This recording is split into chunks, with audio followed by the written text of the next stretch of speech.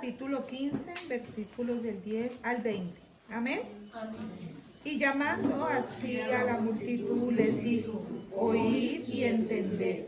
No lo que entra en la boca contamina al hombre, mas lo que sale de la boca, esto contamina al hombre.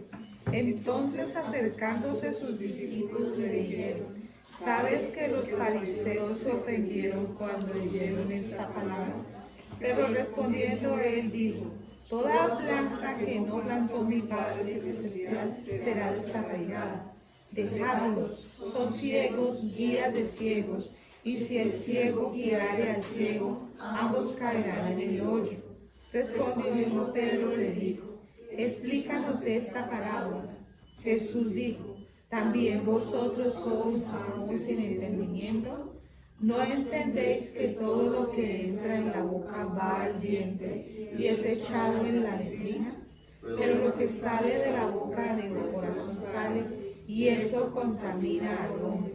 Porque del corazón salen los malos pensamientos, los homicidios, los adulterios, las fornicaciones, los hurtos, los falsos testimonios, las blasfemias. Estas cosas son las que contaminan al hombre, pero el comer con las manos sin lavar no contamina. Padre Santo, en el nombre de Jesús, hoy rindo mi corazón, mi mente, mis pensamientos. Llevo cautivo a la obediencia de Cristo. Todo aquello que todavía en mi vida no da gloria a tu nombre. Por eso te pido hoy que toda planta que no has plantado tú, desarraígala de mi vida para siempre. Te entrego todo. Renuncio a mí mismo. Dejo en la cruz del Calvario emociones, sentimientos, pensamientos que me alejan de tu verdad. Háblame tu palabra viva, porque con ella soy transformada y liberada de mí misma. Te entrego todo, Señor. Hoy abre mi entendimiento. Dame sabiduría e inteligencia espiritual para conocer tu voluntad y para caminar como es digno del Señor, llevando buenos frutos y creciendo en tu conocimiento. Te doy gracias en el nombre de Jesús. Amén. Tú prometes, Señor, que toda planta que no sembró nuestro Padre en nuestro corazón sea desarraigada, para que la abundancia del corazón que mora, Señor, por tu verdad y por tu palabra, en cada uno de nosotros abre nuestra boca. Te damos gracias en el nombre de Jesús.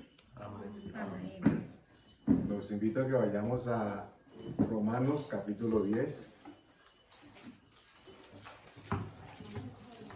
Romanos 10 y vamos a leer a partir del versículo 1.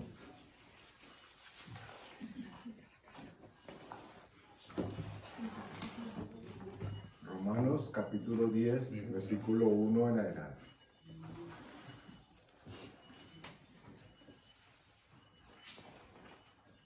Amén. Amén. Dice así: hermanos, ciertamente el anhelo de mi corazón y mi oración a Dios por Israel es para salvación, porque yo les doy testimonio de que tienen celo de Dios, pero no conforme a ciencia. Párenme allí, pausa obligada. Este es el apóstol Pablo, que él mismo se escribió a sí mismo como apóstol a los gentiles. ¿Recuerdan? Sin embargo, aquí hace una intercesión poderosa y declara todo lo que para él es importante en relación con el pueblo de Dios. Y en este caso dice que su oración, la que él hace a Dios por Israel, es para salvación. Y esto es bien curioso porque de entrada nos ubica en el contexto de que no está hablando de un pueblo que ya ha accedido a la salvación. Es decir, está haciendo una diferencia entre dos pueblos. El pueblo de Dios, entendiéndose como el pueblo hebreo, pero también la iglesia de Dios. Y cuando dice que habla a los judíos o al pueblo hebreo, dice todavía no ha llegado la salvación a Dios. Y este capítulo 10 es una explicación preciosa de qué tiene que tomar lugar en el corazón de cada quien para que eso pase, para que eso suceda. Y esperamos con la ayuda del Espíritu Santo que hoy entendamos una diferencia entre lo que significa creer con el corazón y no creer solamente con nuestra mente. De hecho, él en la finalizar el segundo versículo dice que él da testimonio de que ellos, ¿cierto? Los judíos tienen celo de Dios, es decir, es genuino. Ellos quieren agradar a Dios, hacen todo lo que sea para agradar a Dios, pero no lo hacen conforme a ciencia. ¿Y qué significa ciencia en la Escritura para nosotros? Conocimiento. Pero recuerden ustedes que no estamos hablando del conocimiento como el hombre lo ve, no es información. El conocimiento es la combinación, la acción, lo que hagamos nosotros con el conocimiento de Dios va a dar como resultado sabiduría. Es decir, que tenemos conocimiento y aplicamos el conocimiento de Dios, entonces la Escritura dice que estamos siendo sabios. Obviamente no en nuestra propia sabiduría, sino conforme a la sabiduría de Dios. Ayer con Martica veíamos un programa donde estaba, un programa de cocina, que a nosotros nos gusta ver a veces en nuestros canales, pero estaban metidos en la casa de una familia judía, ortodoxa. Y entonces cuando hablan de ortodoxa, uno se imagina que es gente así muy, muy templada, y lo eran en cuanto a sus costumbres religiosas. Pero esta familia a su vez va y visita a una compañera, una vecina, que es judía ultra ortodoxa. O sea que es más ortodoxa que todos ortodoxos. Y con una serie de prebendas y rituales, donde las mujeres están todas así como en paseo bugueño allá, y los hombres están todos por acá. En la ceremonia de compromiso, porque estaban en una ceremonia de compromiso, una boda, pero en la ceremonia de compromiso que muestran las escenas, están los hombres por acá bailando, están las mujeres por acá bailando. En un caso, había unas señoras todas bien peinadas y de pronto la anfitriona del programa les pregunta acerca del pelo y dice, no, estos son pelucas. Y todas andan con pelucas bien bonitas. Pero es que no tienen pelo. Sí, es que nuestro pelo natural tiene que estar cubierto porque solamente nuestros esposos lo pueden ver. Imagínate. Entonces se ponen peluca, la gente por fuera cree que andan con su pelo común y corriente, pintados y con mechas y con... arreglados. Todo, sí. Y uno dice, no, porque están llenos y gente que quiere hacer. Estaban hablando a propósito del Shabbat. Estaban por iniciar el Shabbat para ellos. Entonces, tenían una planchita en la cocina donde habían dejado todo lo que iba a hacer de comer a partir de esas 24 horas, porque ellos no pueden utilizar nada electrónico o de tecnología durante esas 24 horas. Entonces, esta planchita quedaba prendida a medio calentar durante 24 horas y ahí estaba puesto lo que ellos iban a comer para que cuando fueran a comer estuviera caliente. Pero no pueden hacer nada, no pueden lavar ni una cuchara, no pueden lavar un vaso, no pueden barrer, no pueden trapear, no pueden hacer nada. Y todo lo que comen es kosher y el rabino tiene que aprobar si eso de verdad es kosher. El kosher es una comida certificada por el rabino que cumple las leyes de higiene que se establecieron por allá en Levíticos.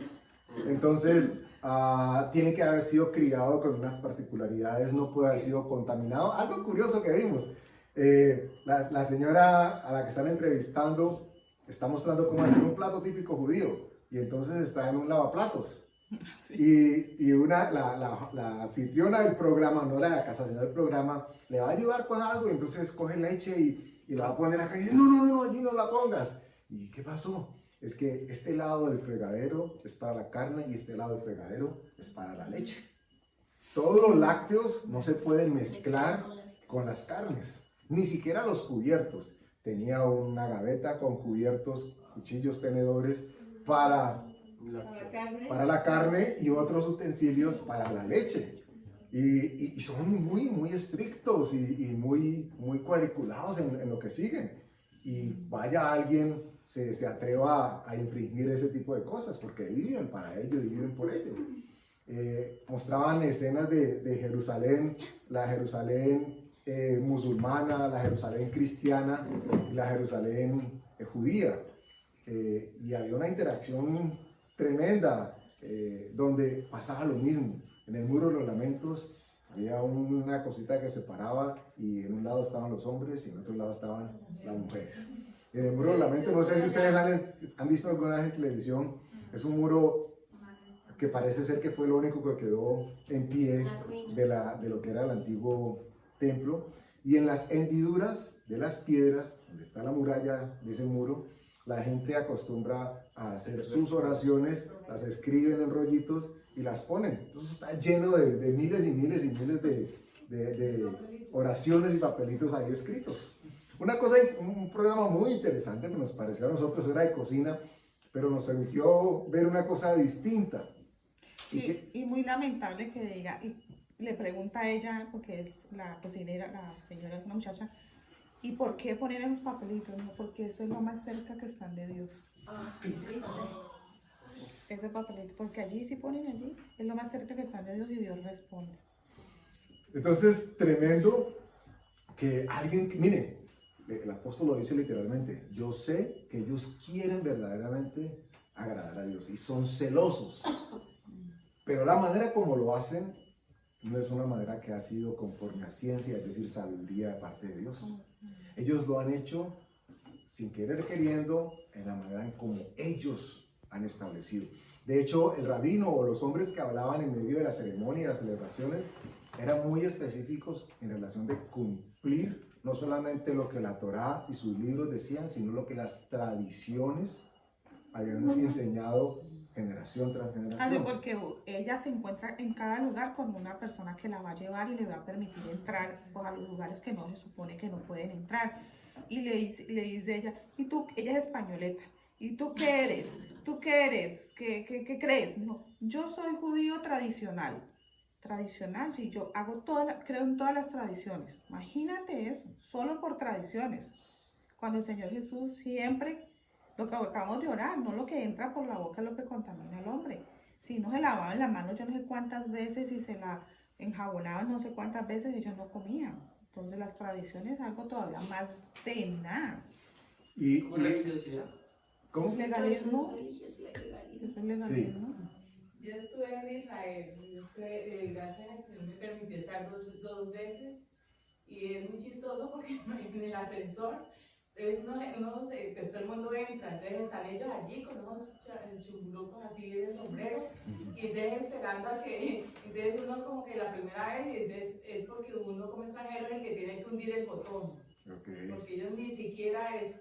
Y en la parte del muro, bueno, una vez allá me pegaron un regaño porque estaban en pleno sábado y estaban repartiendo unos jugos, pero eran como para ellos.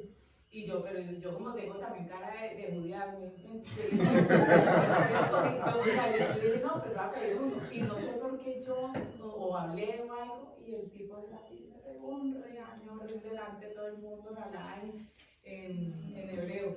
Y otra cosa, lo del muro de los lamentos, a pesar de que ellos lo tomen así como están diciendo, en el muro de los lamentos se cumplen todas las promesas, todas.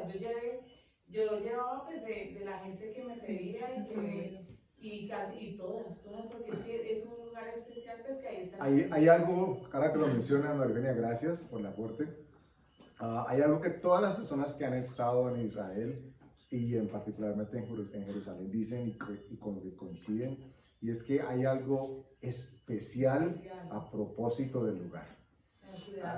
El término podría ser místico, algunos hablan de buena vibra, otros hablan de otras cosas. Es algo que dicen que es indescriptible. Sin embargo, noten ustedes que no es eso lo que produce salvación. Y hoy vamos a hablar a propósito de milagros. Bueno, no de milagros, pero vamos a introducirlos en el tema. Porque el propósito de experimentar este tipo de vibra, digámoslo así, aunque el término no me gusta usar, sensación, no es necesariamente describir lo que es tener una relación con Dios. Porque ellos que han tenido acceso a la ciudad, a las costumbres, a las tradiciones, todavía están ajenos de lo que significa ser salvos. Y el tener respuesta en los milagros o en las peticiones que se hagan tampoco garantiza el acercamiento a Dios. En el mejor de los casos, el más agradecido da gracias porque recibió un favor de Dios. Pero ustedes recuerdan qué pasó con el Señor Jesús. Les dio de comer, les dio emparedado, les dio, los sanó. Y preguntaba, bueno, ¿y dónde estaban la gente? No, ¿cuántos vinieron? De 10, 1. ¿Y para dónde se fueron? No, pues se acabó la comida y se fueron. Fueron a buscar a otra persona que les supliera lo que necesitaban en ese momento. Lo digo para que, con todo lo especial que es ese lugar, y debe ser muy especial, no es el milagro que se obtenga, no es la sensación emotiva que se siente cuando se está allí lo que nos acerca a Dios. Eso debería ser una circunstancia más anecdótica para poder acercarnos históricamente a lo que se vivió allí y a todo lo que representó el Señor Jesús. En medio del programa, y una señora, ella, la anfitriona del programa, llega y se encuentra con el sacerdote que está a cargo de donde está la iglesia de la Natividad. Y esa iglesia de la Natividad está en el lado musulmán de Jerusalén. Entonces entran por una puertica chiquita y han construido y han decorado a través de una serie de cosas, maestros, imagino, artesanos. El hecho es que llegan supuestamente al sitio en donde Jesús nació. ¿Ok? Y en Belén, pero en la parte, es una cuevita por allá chiquita, está tapizada con cerámica y todo. Han hecho como una réplica. En teoría fue allí literalmente. ¿Ok? Entonces el sacerdote le está diciendo a la señora que allí fue y le dice, siéntate allí, hay un murito. Ahí fue donde se sentó María. Que porque no habían bancos, no habían asientos en ese momento. Entonces allí se sentó, ella hizo lo mismo que tú hiciste. Y aquí en este nichito ahí nació Jesús. Entonces, y me dice, oye, qué chévere estar allí. Bueno, pero ¿y qué más se produce además de sentir un sitio especial? Claro, porque no decir, pasó tan envidioso. Como nunca ha ido esta buena así. No, a mí me gustaría ir, yo quisiera ir y vivir y sentir y experimentar lo mismo. Pero con la claridad de que eso no va a transformar mi vida. Y gloria a Dios si una experiencia de ese tipo impacta en la vida de una persona de tal manera que, wow, cambió completamente. Dejó de ser quien era y ahora es quien Cristo quiere que sea. Pero la sensación, la vivencia, la experiencia, más allá de ser agradable, en el mejor de los casos, si no transforma, se queda en la letra y se queda en la tradición. Y entonces algunos hacen, los musulmanes van, no sé si creo que es por lo menos una vez al año, hacen ese viaje peregrino, ¿cierto? Para orar. Entonces algunos añoran, por ejemplo, regresar a Israel otra vez, y hay ministerios que están alrededor de eso y llevan a sus iglesias. ¡Qué bendición! Pero qué bendición cuando eso transforme a la persona, además del viaje turístico. La pregunta mía es, ¿cuál es el propósito si todo lo que hay allí es de Dios realmente? Por ejemplo, esto que ella dice, todo lo que se pide se cumple. ¿Cuál es el propósito? Además, todo lo que se pide, y si será que todo lo que la gente pide allí es realmente la voluntad de Dios. Pero yo quisiera, uno quisiera más bien como saber cuál es el propósito de que se viva todo eso, si todo eso está en manos de Dios. Mira, Si solamente es algo que se ha generado alrededor también de una no, madre. No, eso sería atrevido de nuestra parte decir que Dios no está allí o que Dios no respalda o que Dios no ha estado en el tema. Sin embargo, hay un ejemplo bíblico que creo que ilustra o aporta lo que estamos hablando. Y ustedes recuerdan, de pronto María Eugenia estuvo allá, cuando la Escritura nos habla de que estaban orando y estaba el Señor cojo de nacimiento, ¿recuerdan? Que había un estanque que dice que periódicamente llegaba un ángel y movía las aguas y la gente que estaba ahí, el que churumbum primero, que se recibía el milagro, ¿cierto? La Escritura está llena de eventos en donde se declaran que ha sucedido milagros y que Dios estaba presente en los milagros. Pero siempre nos termina ratificando en su texto y en su contexto de que el milagro per se no garantizaba que la persona tuviese una relación estrecha con Dios. Entonces, es muy probable, de acuerdo a tu pregunta, que el sitio sea muy especial. Y es muy probable que, como sucedía, la Biblia dice que un ángel venía y tocaba las aguas y quien era tocado por las aguas era bendito. Uno podría decir, no, eso era un demonio. No, la Biblia dice que era un ángel. Para mí, esta es una opinión muy personal, pero la gente se ha quedado con un Dios milagrero. Es como ir al Milagroso de Buga. Cada ciudad tiene su romería especial. Y pues allí se supone que fue donde el Señor Jesús vivió, hizo todo. Y que se cumplen los milagros. Yo también puedo pensar que es así, pero uno no se puede quedar con un Dios milagrero. La palabra es clara y Dios nos habla de entregar nuestro corazón para que Él pueda hacer su voluntad. Sigue conocido personas que van con peticiones que usted le puede decir vaya, y esa persona va y se para ahí en ese muro y sé que le contestan muchas oraciones. Eso se volvió un negocio. ¿Es eso lo que nos ha enseñado la Biblia? Yo creo que no. Yo creo que no. Las necesidades son ínfimas de cada uno y sabemos que tenemos un Dios todopoderoso y que no tenemos que ir allá para eso. Que el día que Dios nos dé la posibilidad vayamos como por ese amor tan lindo de saber que aquí estuvo mi Señor, que aquí se durmió, todo lo que le muestre, ¿cierto? Yo lo vería de esa manera. Pero un Dios milagrero es hasta incómodo. Me parece hasta incómodo porque eso es usar el nombre de Dios, eso es usar a Dios solamente por un milagro. Y lo curioso es que enmarcando la escritura que acabamos de citar, el apóstol Pablo está diciendo abiertamente, son celosos, pero no conforme a ciencia. O sea, literalmente está diciendo, no saben lo que están haciendo. Y uno dice, pero ¿cómo así? O sea, si los judíos no saben lo que están haciendo, entonces ¿quién? Porque pues es obvio, ¿no? Ellos son a quienes se les entregó. Hablábamos la semana pasada, a quienes Dios vino en primera instancia. Versículo 3. Miren, como la escritura misma se va explicando. Porque ignorando la justicia de Dios y procurando establecer la suya propia, no se han sujetado a la justicia de Dios. Y uno aquí podría en primera instancia quedarse pensando, pero entonces ¿cuál es la justicia de Dios? Ellos estaban aplicando la suya propia. ¿A qué se refiere con la justicia de Dios? Recuerden, no pierdan nunca de perspectiva que el pasaje que estamos leyendo, el apóstol Pablo empieza hablando a propósito de salvación. El propósito, el final, el apocalipsis de todo lo que nosotros hagamos tendría que estar alrededor de lo que verdaderamente importa al ser humano, y es la salvación. Porque todo lo demás pasa. La alegría inclusive por el milagro recibido en algún momento pasa, y llega otra necesidad y termina siendo más importante la necesidad ahora que el milagro que recibió previamente. Entonces, sí, gloria a Dios por los milagros, y sabemos que tenemos un Dios que hace milagros, pero no lo buscamos a Él por los milagros. Y Él no quiere que nos acerquemos a Él por los milagros. Él quiere que nos acerquemos a Él por lo que nos ofrece, salvación. Y hace una diferencia clarísima. Ellos estaban haciendo uso de su propia justicia. Por ello, las tradiciones, por ello los ritos, por ello las ceremonias. La salvación por obras. Si no hacían esto, entonces estaban en deuda con Dios. Si hacían aquello, Dios casi que estaba en deuda con ellos.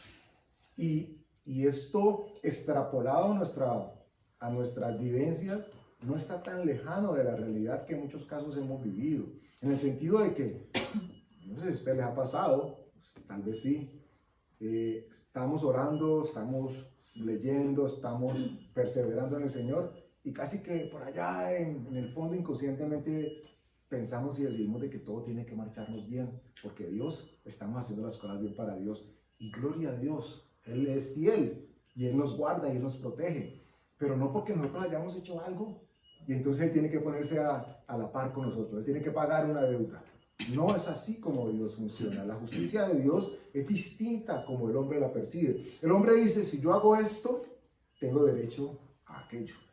Y Dios está siendo muy explícito a través del apóstol Pablo dice en Filipenses, para acomodar aquí, y ser hallado en Él, no teniendo mi propia justicia que es por la ley, sino por la fe en Cristo, la justicia que es de Dios por la fe. Allí ellos vivían y siguen viviendo en la ley, que todo lo que hacen es por obras y su propia justicia, porque acuérdense que ellos le añadieron más leyes a la Torá. Ellos tienen un libro apartecito de ese libro, tienen El Talmud. el Talmud, sí. Entonces, versículo 4. Porque el fin de la ley es Cristo, para justicia a todo aquel que cree. Esto tendría que ser definitivo para alguien que está caminando en el mesianismo o que cree que ahora que conoció algo de Dios y que se puede acercar de nuevo a la ley a través de ser mesiánico. ¿Saben más o menos de qué es ser un cristiano mesiánico? Si se puede... No, es judío mesiánico. Judío mesiánico. Pero pues, Ajá, sí. en teoría tendrían que ser cristianos mesiánicos. Sería más apropiado el término que judíos, Sí, sí. porque el judío se encarga de guardar la ley. Cuando el judío conoce de Jesús como su Salvador, como su Mesías, debería ser cristiano, pare de contar. Pero en la mayoría de los casos lo que sucede es que se quiere observar la tradición y la ley que el pueblo judío observa y la añaden a todo lo que ha significado la salvación por fe que Cristo ha ofrecido. Y cuando esto se hace, se entra en una contradicción tremenda, porque o es por la ley, por el cumplimiento que estamos bien con Dios, o es por la gracia, es decir, lo que Jesús hizo, lo que nos hace estar bien con Dios. Versículo 5. Porque de la justicia que es por la ley, Moisés escribe así: el hombre que haga estas cosas vivirá por ellas. Aquí Pablo hace una descripción preciosa de qué es lo que ellos piensan, porque ellos están siguiendo hasta este momento la ley de Moisés. Lo que Moisés estableció como decálogo, como tenía que ser, inclusive las leyes sanitarias, las morales, todo lo que había sido dicho por Moisés, por Dios a través de Moisés. Entonces ellos dicen, el hombre que haga esas cosas vivirá por ellas.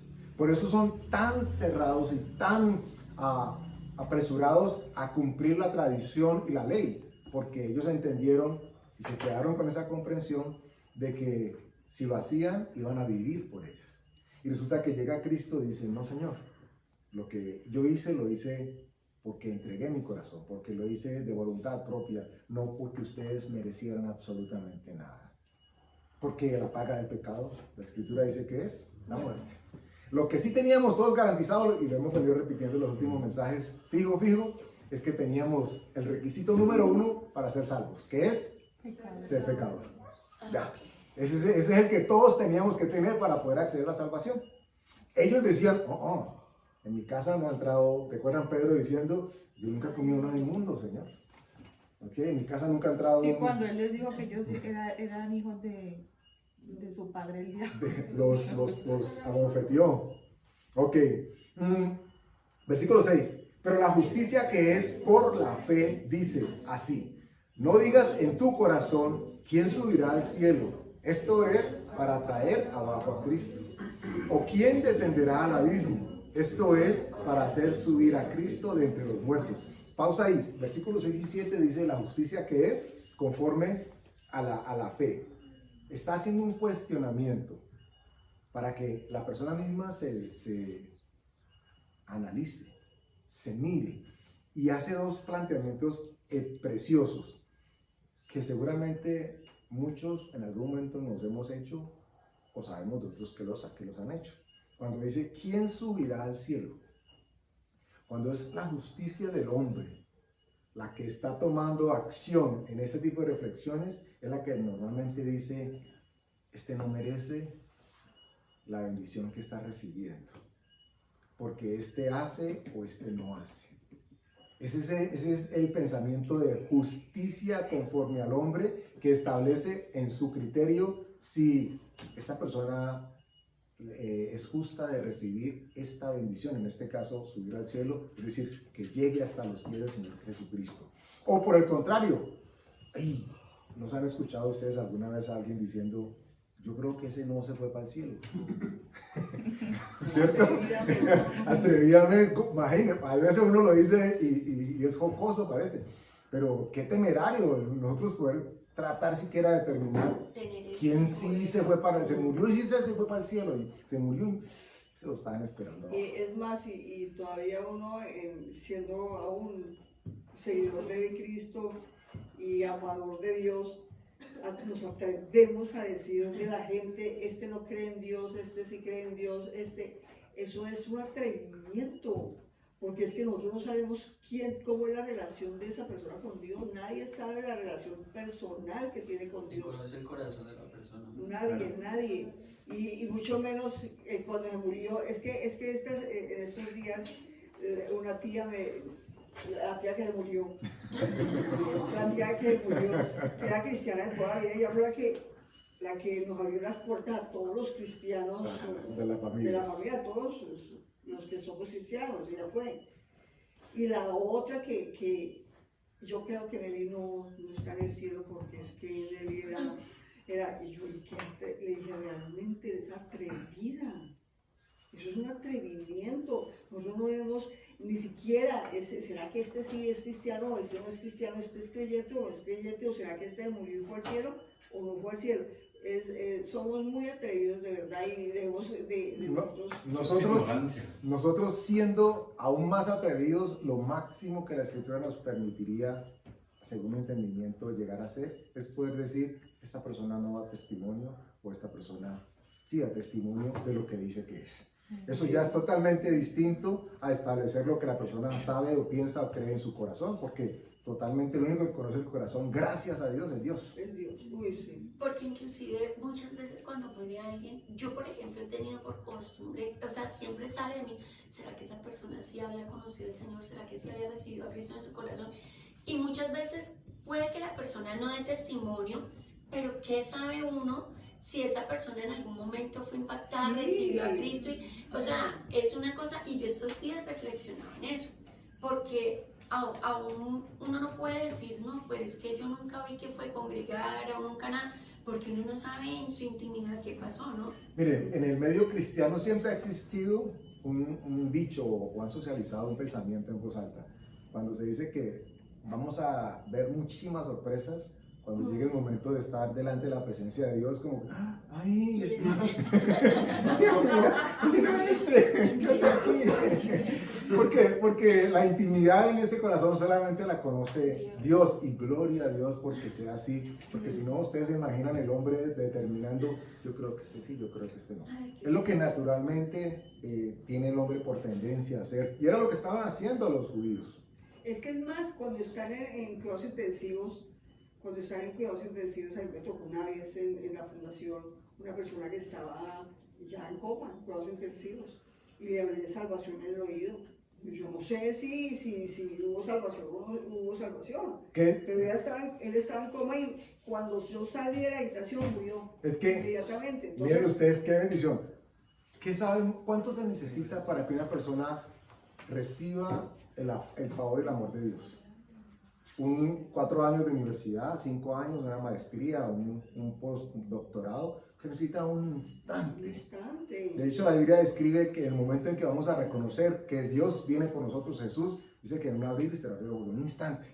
Entonces, solamente se requiere un instante para que la persona de corazón haga lo que Dios ha estado esperando que haga toda su vida. Lo que pasa es que el cristiano o la persona que conoce de Dios no se puede permitir el lujo de entrar o que lo metan en la lotería de la suerte para decir, como eso puede pasar en cualquier momento, pues este no es el momento, ¿cierto? Alguien diría, este no es el momento, entonces no, si yo voy para salvación, cualquier día Dios me salva, porque es jugar con algo totalmente delicado, además que en ese camino se vería expuesto o expuesta a cosas que tal vez no tendría por qué haber pasado si hubiese buscado de Dios de la manera correcta. Solo se requiere de un instante para que Dios entre en el corazón y salve a una persona. Por eso es tan importante que nosotros nos encarguemos de hablar de la salvación, de predicar y de compartir salvación con otros, porque esa palabra que ustedes han sembrado en esa persona que tal vez nunca volvieron a ver, no saben qué tan representativa va a ser en el momento, en el instante último, donde esa persona antes de exhalar se recuerda. Y qué bendición que el último pensamiento que tenga esa persona es con Dios.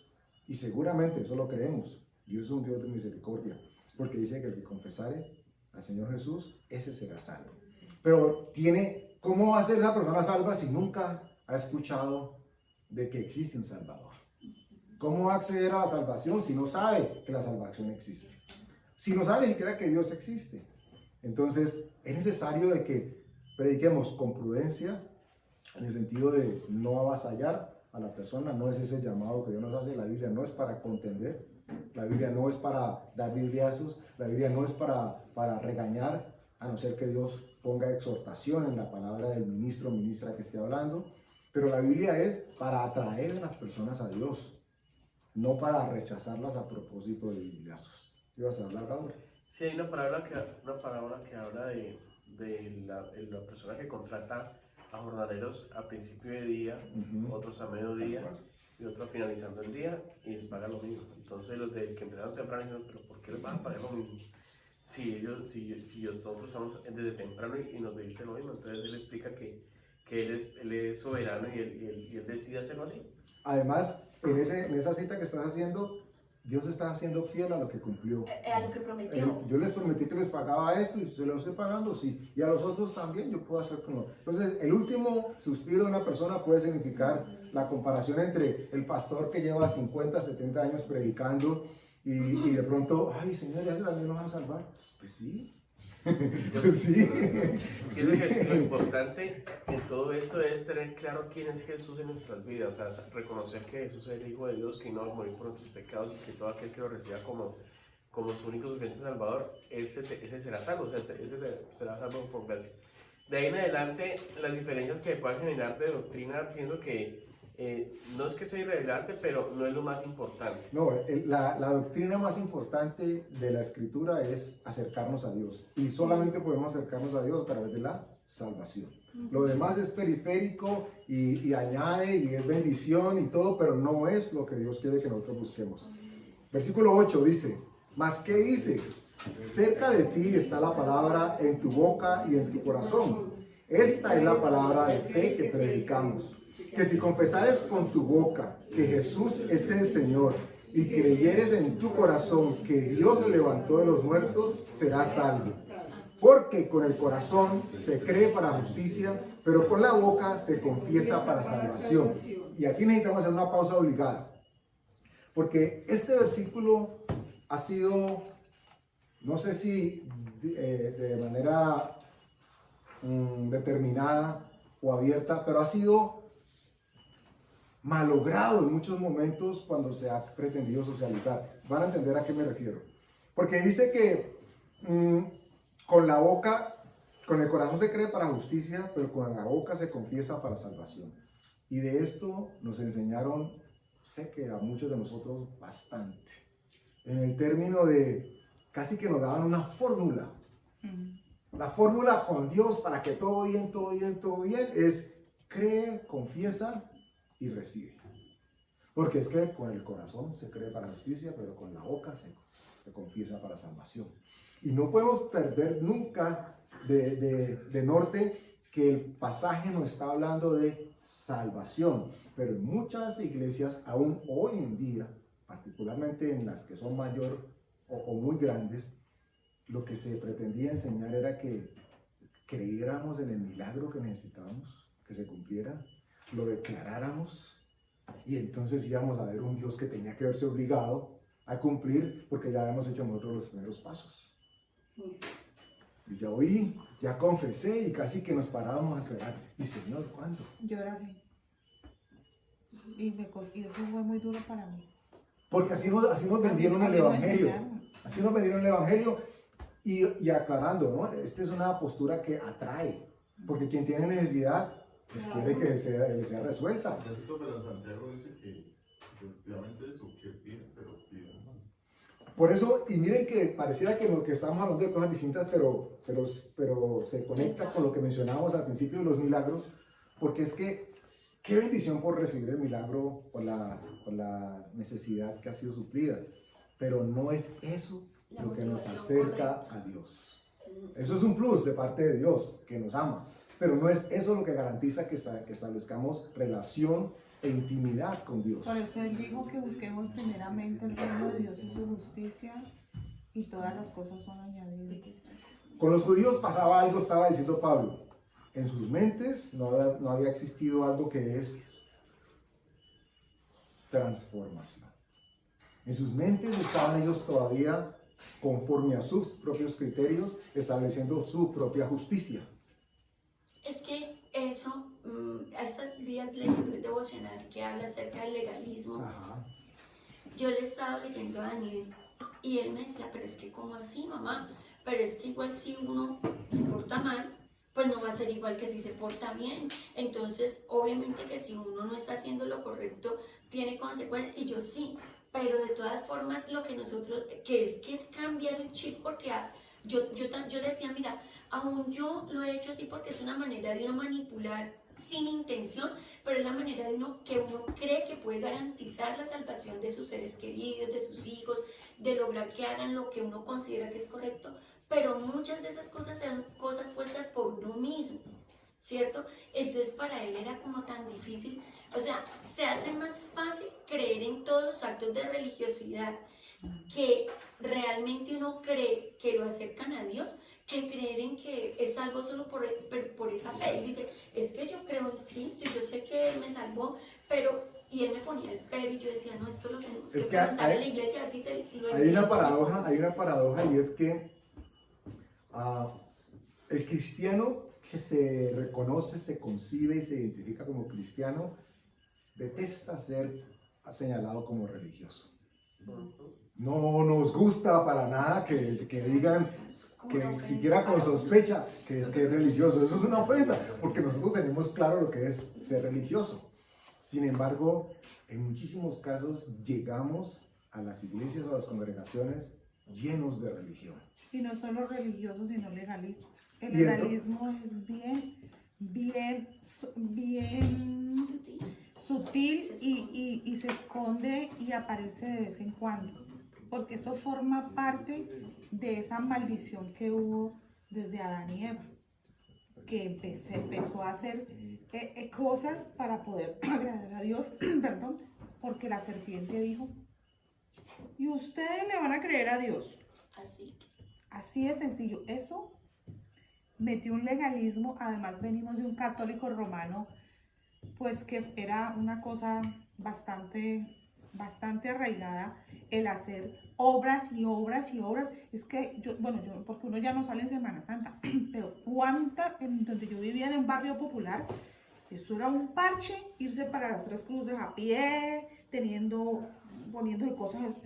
Yo nunca llegué ahí porque, bueno, gracias a Dios nunca me dejaron ir, pero yo veía cómo todo el mundo salía a hacer eso. Y eso se convirtió después en una cosa ya exagerada. Entonces, cada vez que nosotros pensamos que porque hacemos algo Dios nos tiene que bendecir, la motivación está incorrecta. Claro. Y estamos siendo legalistas y religiosos además. Y esto pasa más seguido de lo que con nosotros mismos pasa. Porque saben algo que tiene que tomar lugar en el corazón del creyente, y es que tiene que haber transformación. Nosotros llegamos con una forma al Evangelio. Y el Evangelio, cuando entra a nosotros a través de la palabra, tiene que moldearnos. La forma de quien llegó no puede ser la misma de quien está siendo transformado, porque si no la palabra no estaría cumpliéndose. Porque para poder que haya cambio de forma, significa de que ya no se es como se era antes. Entonces, cuando se pide por el milagro para que se supla la necesidad, lo que normalmente pasa es que la persona se queda intacta. Y cuando por misericordia de Dios recibió el milagro, peor. Porque inconscientemente está seguro o segura de que no necesita cambiar porque está recibiendo el milagro de Dios. Y entonces, pues, ¿para qué cambian? Si tiene que ajustar asuntos de carácter, ¿para qué? Si Dios lo bendijo o la bendijo. Pero es que Dios en su misericordia de amor seguirá bendiciendo. Claro, pero recuerden ustedes, no perdamos perspectiva. Aquí estamos hablando a propósito de salvación. Y casi que en todos los casos de quien primero debemos ser salvos es de nosotros mismos. Porque hay veces tenemos una idea tan equivocada de nosotros mismos por la experiencia que hemos vivido, que no debería ser nuestro criterio el que diga quiénes somos, sino que debería ser la Escritura que nos diga a nosotros quiénes somos. Y cuando esto toma lugar, entonces la transformación está empezando a operar. Porque entonces cuando yo soy transformado, lo que yo le pido a Dios, ya como citaba yo ahora, Santiago, entonces tiene sentido. Pedís, pero pedís mal. Pero si yo estoy ahora transformado, mi corazón, mi espíritu va a estar en comunión con Dios y va a estar pidiendo de manera consciente y en comunión con lo que Dios quiere. Entonces ya no soy yo, aunque yo soy el que hago la petición. Entonces ya no es lo mismo pedir el carro y la beca, porque es lo que llena mis necesidades, a pedir que Dios cumpla en mí su voluntad de proveerme la vivienda, recreación y que sea nuestro proveedor. Lo que sucede en muchos casos es que algunas personas tratan de acceder al milagro sin haber sido transformados. Sin pasar por la cruz. Y la transformación tiene que ser vital para que nosotros tengamos comunión con Dios y tengamos conciencia de lo que es salvación. Porque si no, entonces sería lo mismo. Dios siempre está en deuda. A ustedes, supongo, tal vez no aquí en esta congregación, en otras partes, ha pasado en algún momento, Dios, tengo cuatro fines de semana derechitos yendo a la iglesia. ¿Cómo vamos allí? ¿Cómo vamos allí? Llevo una semana leyendo la palabra. Ahora sí, casi que inconscientemente nos sentimos con poder para orar y podemos pedir, porque creemos que como estamos cumpliendo, entonces tenemos derecho a otra cosa, cuando deberíamos estar haciendo lo primero sin la expectativa de lo segundo, porque lo otro, lo dice Dios, viene por añadir. Buscamos primeramente a Dios y su justicia, no la nuestra, y entonces todo lo demás viene por añadidura. Miren que ese versículo que debería ser clave para quienes se montaron en el Evangelio de la Prosperidad es tan sencillo, y de buscarlo tendríamos acceso a la prosperidad que Dios tiene para nosotros, pero en el orden Ya está añadida. que es. Cuando nos dice o nos decían casi que la fórmula, cree, confiesa y recibe. Y yo recuerdo haberlo hecho. Yo no sé ustedes, seguramente ustedes no, pero yo recuerdo haberlo hecho, habiendo escuchado prédicas o mensajes desde el púlpito, donde uno salía motivado y, uy, sí, yo tengo que pedir, y uno se arrodillaba con devoción y entregaba y sacaba las argollas y lo que sea, porque había que hacerlo, lo que uno sentía. Y entonces después confiese y entonces Visualice también. encontraba la palabra que daba el carro. Imagínense, carro de fuego. Uno estaba pidiendo el carro nuevo y la palabra que encontraba era el carro de fuego que estaba en ay, Señor, que nos va a incendiar el carro. Entonces encontraba la palabra y asociaba y se declaraba y se declaraba y se declaraba y se declaraba. Eso fue muy contaminante. Y ¿saben? Y se cumplía. En muchos casos se cumplía. Pastor, por ejemplo, para mí fue eso muy que me confrontó mucho, porque en muchas iglesias que nosotros veamos le dan mucha prioridad, pues, o sea, le dan mucho al tema de los diezmos, de los pactos, de las primicias, tanta cosa. Y yo sentía que eso no estaba bien, porque uno se sentía como casi comprando un milagro, o sea, comprando una bendición. Y eso es lo que yo no estaba de acuerdo. Y mi esposa, ella también... lo que me pidieran. Ella decía, nosotros no estamos siendo bendecidos porque no estamos ofrendando, no estamos diezmando. Y no, Paula, o sea, pienso que eso no debe ser así. La motivación no debe ser esa. Nosotros tenemos que ofrendar porque Dios pone eso en nuestro corazón y es algo para bendición, eso se sabe, pero no hacerlo con la motivación. Y yo sentía en muchas partes que todo el tiempo te martillaban, casi que vendiéndote bendiciones y milagros y todo eso, y eso es lo que me fallaba a mí mucho. Y de hecho, ahora que lo mencionas, algo hermosísimo con el tema de darle o ofrendarle a Dios, y es que cuando se hace en el corazón, la Escritura dice que cuando lo hacemos en el corazón ya ofrendamos. No es en el momento en que nos desprendemos de aquello que hemos ofrecido, sino en el momento en que lo hicimos. Lo que pasa es que tenemos que llevarlo a cabo. Y cuando eso sucede de corazón, Dios, que es misericordioso y fiel, honra su palabra, porque su palabra no retorna vacía, pero nuestro corazón es transformado. El propósito de Dios a través de dejarnos la palabra es transformar nuestro corazón, no es más, para que haya carácter de Cristo en nosotros. para que eso signifique que nosotros podemos verlo a Él cara a cara. Y cuando llegue el momento, reírnos y abrazarlo y regocijarnos con Él. Pero debe haber transformación en nosotros. El milagro se recibe y qué bien, pero les repito, cuando la siguiente necesidad aparece, ese milagro ya se olvidó. Ya no, ya para qué. Y entonces, alguna vez, ¿cuál es que la palabra para la necesidad económica? Ay, empieza a decir, y crea y repita y confieso, yo declaro, yo decreto. ¿Cuántas veces no lo hice? Bueno, yo lo hice. Y la tentación está presente, porque a propósito de una necesidad de otros, viene el conflicto interno entre oramos con la palabra para que esa necesidad del otro sea suplida, y ¿qué le decimos?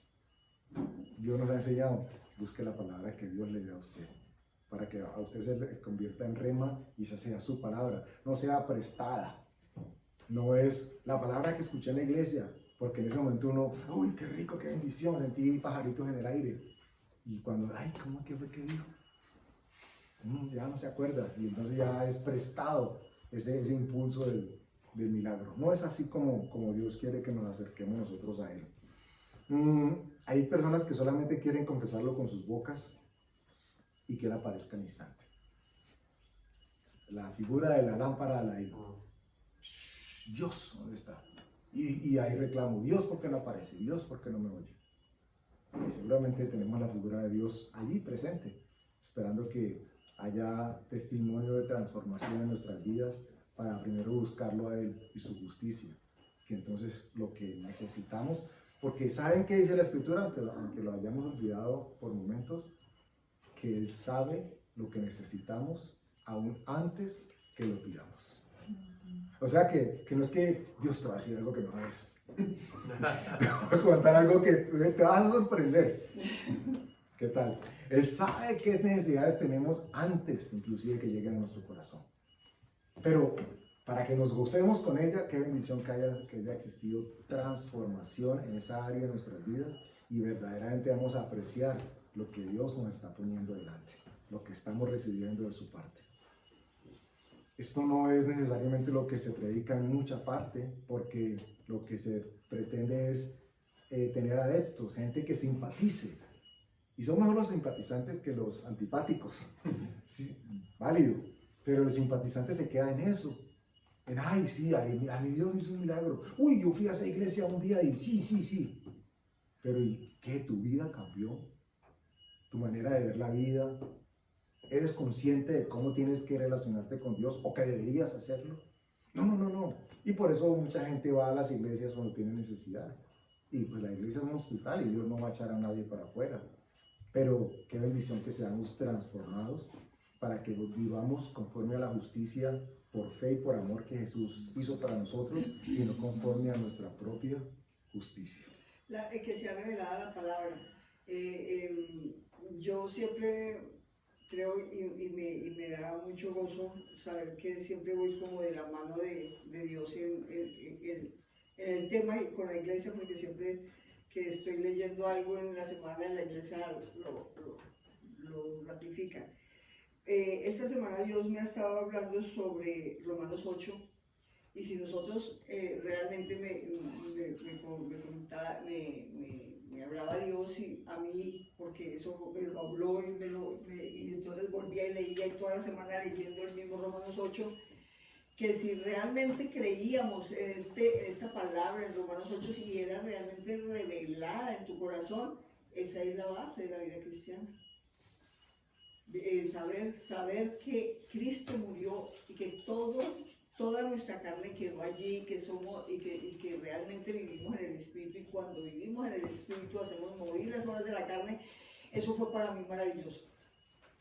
Saber, entender y ser revelado, que si en el Espíritu hago morir las obras porque como ahora soy, y yo ya creo que soy espiritual, y hago morir las obras de la carne porque diariamente las obras vienen, las obras de la carne saltan, y mientras puedan las obras de la carne, en el Espíritu, hacer morir las obras de la carne, siempre estaré en conexión con Dios. Miren, esa es la razón por la que nosotros leemos una palabra, una escritura que está en este libro, Génesis 1, Apocalipsis 22. Y uno diría, después de determinado tiempo de haberlo leído, haberlo escuchado, pues, ¿qué más voy a escuchar de la Biblia? La mente humana, por supuesto. ¿Cierto? Como, ¿qué más? Y de pronto llega a la iglesia y el tema, ¿cuál es? Yo ya sé eso. Sí. O la palabra, no, yo ya he leído eso, vale, y ya. Pero el ser humano, como tiene esa lucha alma-espíritu, necesita constantemente fortalecer al que está dispuesto. Porque hay otro que dice que es débil, y ese que es débil, la carne, esa es la que tiende a predominar. Por eso nosotros necesitamos oír y volver a escuchar. Y uno se queda sorprendido de cómo un versículo puede tener 500 ángulos distintos, si Dios nos revela cada uno de esos ángulos. Entonces uno puede decir, no, yo ya sé qué significa. Escuche la opinión o el concepto de otra persona y dice, ok, y tal vez complementa, le ayuda. Por eso necesitamos tener contacto con la palabra escrita, hablada, predicada, de todos los tintes y colores, porque Dios nos enseña y trata con nuestro carácter de esa manera. Además, cada situación que se vive, cada día, cada persona, Dios está cumpliendo un propósito para los que aman a Dios. Es un propósito que no va a fallar y que siempre ese propósito es formar, porque allí dice Romanos 8:32, que es hacernos a la imagen de su Hijo. Entonces,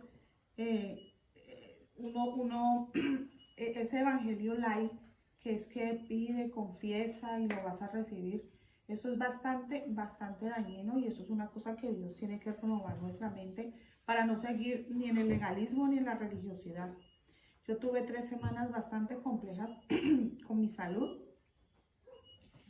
y pues la palabra que está dando el legalismo, yo decía, pero los versículos de sanidad, pero es que Dios sana o Dios ya no sana, ¿cierto? Y yo hablaba con Dios y entendí luego que era un propósito para enseñarme a mí paciencia y longanimidad. Longanimidad es largo ánimo en esa paciencia. Cuando lo entendí, no es que me haya quitado el dolor, pero se empezaron a solucionar las cosas. Entonces, yo había podido pensar, pero yo oro, yo leo, yo me levanto temprano porque lo que me toca, pues no, esa no era la razón de mi sanidad. La razón de mi situación de salud tenía que ver conmigo mismo, con mi carácter. Porque si hay alguien que el dolor le cuesta, ha sido a mí. El aguante es muy mínimo y fue bastante fuerte. Con Martica, hablando con un compañero de trabajo, le decía, yo no entiendo por qué, ahora, decía yo, no entiendo en ese momento por qué uno usa el dicho de que no le duele ni una muela, que era el tema de muelas, con Martica. Yo no sé por qué uno dice, dando a entender de que es algo muy bueno, ¿cierto? Es que no le duele una muela, que le duele una muela y verá lo maluco que es. Le duele una muela y verá todo lo que puede o no padecer. ¿Cómo dice uno que a esa persona no le duele una muela? O sea, si le duele una muela todo está muy bien. No, Martica estaba contando Si le duele la muela, le duele todo el cuerpo. Cómo Dios ha estado haciendo algo maravilloso con ella, pero ha sido algo complejo por el tema del dolor que ya estaba mencionando. Sobre todo porque mi umbral del dolor es completamente tremendo y fui probada y enseñada que no me desesperé, y me quise desesperar en algún momento, pero yo noté la diferencia y es que estaba siendo formada en eso, y Dios me mandó el dolor, no, simplemente aprovechó esa circunstancia para formarme en ese, y yo no sé si voy a ser la más valiente de ahora en adelante. Lo que sí es que, y llegaba al lugar y pensaba que esa era la solución, y no era la solución, todavía no era la solución, y yo no hacía sino llorar. Ayer fui otra vez y me dijo la doctora, la hemos pensado tanto que dijimos, no volvió, algo hizo en otra parte, o se le quitó el dolor. Yo me quedé pensando, todo el show que hice allá, porque fue un show, de verdad que fue un show de yo sentarme a llorar, y vino una odontóloga y me dijo, ¿qué le pasa? Y yo le hacía así, yo no podía ni hablar, porque nadie se imaginaba el dolor tan espantoso que estaba teniendo. Y yo decía, Señor, una palabra tuya bastará para sanar. Y yo podía decir, bueno, es que, ¿dónde está mi oración? No, Señor, estoy entendiendo tu propósito y listo, me dejo. Me entrego, renuncio a sentirme conmiseración, toda una cantidad de cosas. Dios está cumpliendo su propósito conmigo. Yo no sé más adelante si voy a ser valiente, si no, pero voy a entender el dolor. Y me puso a orar por una persona que nunca se le quita el dolor.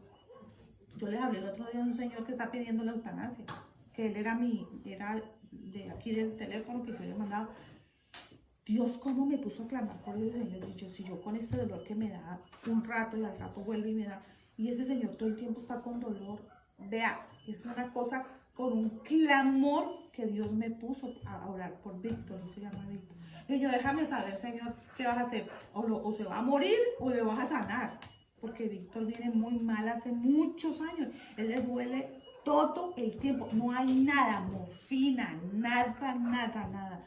Yo decía que yo sentí mucha compasión por él, pero son cosas que Dios está haciendo con cada uno de nosotros. Su circunstancia es algo glorioso. Uno dice que cuando nos hallemos en diversas pruebas nos pongamos contentos.